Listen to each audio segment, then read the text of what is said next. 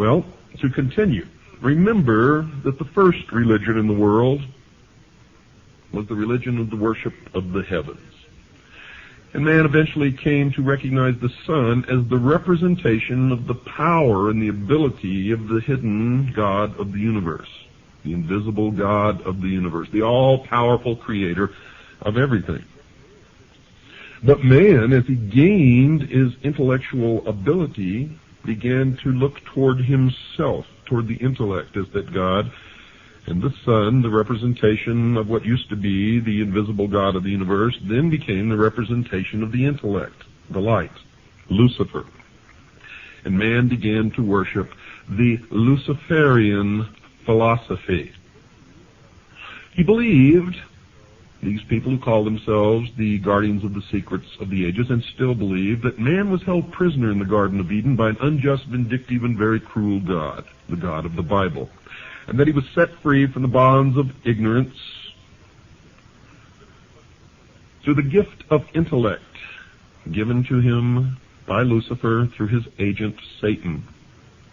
Now, many people believe that Lucifer and Satan are the same individual entity, and they may be. I don't know the answer to that. I just know what the mystery schools believe, and I know what I personally believe, and what I personally believe doesn't have any bearing on anything. Knowledge, the truth, is what counts, and that's what we're trying to get to the bottom of here. Now, eventually, this philosophy of worshiping the intellect, or wisdom, or the mind, became known as Gnosticism, and the followers of Gnosticism began to be known as the Gnostics. An extraordinary number, folks, of exceedingly bizarre talismans and inscribed stones bear witness to the power of the secret Gnostic organizations, which flourished in various forms during the few centuries immediately before and after the rise of Christianity in the Middle East. You see, one of the oddest emblems of these schools was the figure of Abraxas. Now, that's a human body clothed in a Roman soldier's garb, wielding a battle axe as if threatening an enemy. Now, in its left hand, it carried an elliptical shield upon which the words of power Iao and Sabaoth were sometimes written. The head of this fearsome being was that of a cock with open beak. Now, that symbolized the rising of the morning sun, because the cock crows with the sunrise. 4 legs, it had twin serpents. The serpent throughout history has always been a symbol for wisdom, the gift of intellect, coiling to either side. Underneath the figure sometimes lay a conventionalized thunderbolt. Now, who was Abraxas? His name, in accordance with Kabbalistic computation, is decoded to mean 365.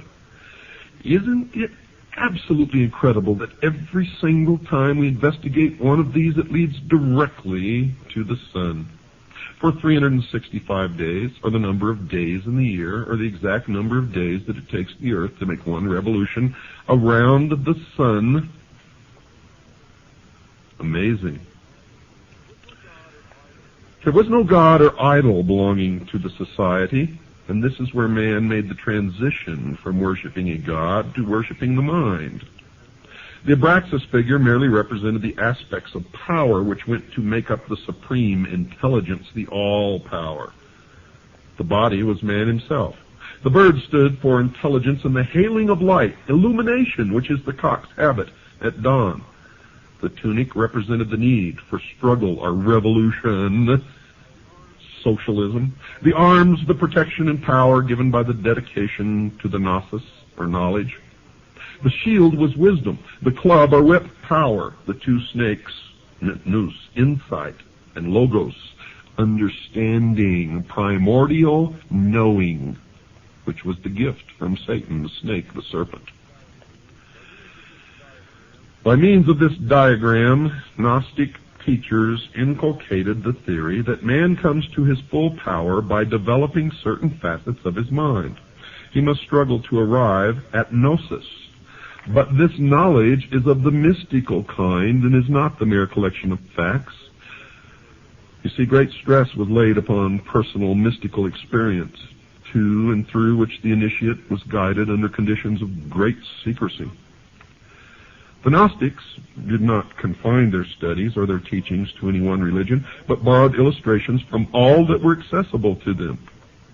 This caused them to be considered Christians, heretics, Jews who were trying to undermine Christianity, remnants of the Persian sun worshippers.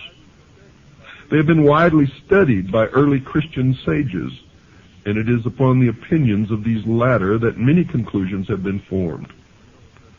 Little or no investigation of these, quote, people of wisdom, unquote, has been done by research workers on the spot in Asia and North Africa, where strong and interesting traces of their beliefs and practices still remain.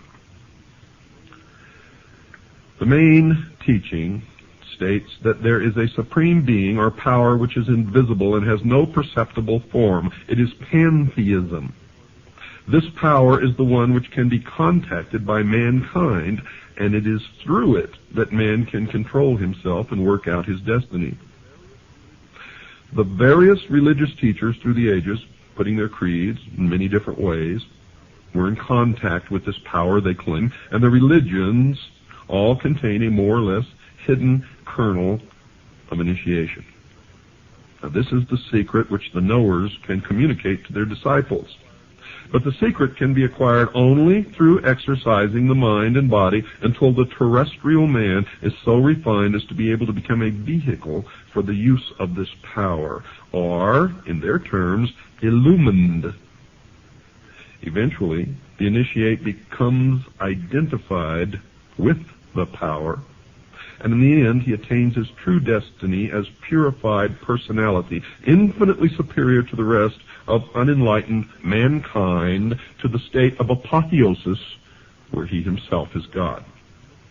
The symbolism in which this teaching is concealed, the methods by which the mystical power is attained, vary from one Gnostic society to another, but the constant factor is there: the attainment of that which humankind unconsciously needs. You see, the Gnostic claims that within every man and woman there is an unfulfilled urge which cannot be given any proper expression in the normal way, because there is no social means by which it can be fulfilled. This feeling has been put into man in order that he may seek the fulfillment which the Gnostics can give him. His search for completeness in love, trade, professions, theology is vain and unsuccessful.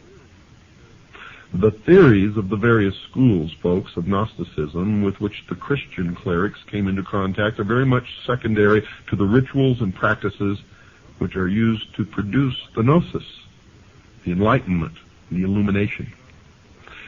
This has not been fully understood by too many people who devote much space in trying to work out the beliefs of the knowers by a perusal of their writings or by reports which have been given them by others, simply, folks, because they do not understand the symbolism. It is not clear to them. It is veiled. It is the esoteric wisdom. What were and are the Gnostic practices? Well, first, discipleship, and the inculcated belief that the initiate must struggle, must devote himself as much as possible to the identification with the power which inspires all. Secondly, there are two kinds of men: those who are bound to the earth and to matter, and those who can refine themselves. It is from the latter class that aspirants are chosen. They claim. In every instance that we've investigated, they may choose them from the latter class, but they all end up in the first. Thirdly, the methods by which the divine illumination may come are many and varied, and it is the province of the teacher to choose which path he will give to his disciple to follow. Some Gnostics believe that frenzy and excitement would produce the necessary liberation of the mind from the fetters of the body. Remember the Sphinx? Others consider that this could be done best by fasting and meditation.